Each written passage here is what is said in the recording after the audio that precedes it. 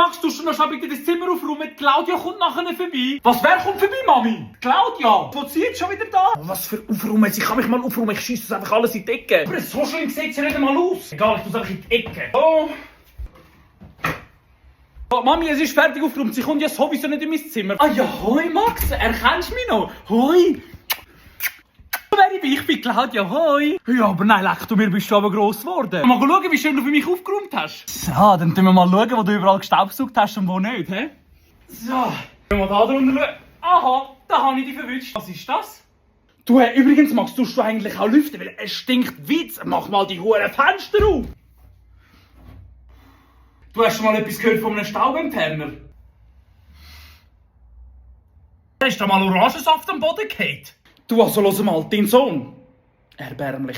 Ah, hoi Max, du willst deine Mami? Ah, hoi Claudia, ja, sie ist gerade in der Küche da. Es sieht aber noch gut aus, schön haben wir es da. Will ich einen Kaffee will? Ja, gern.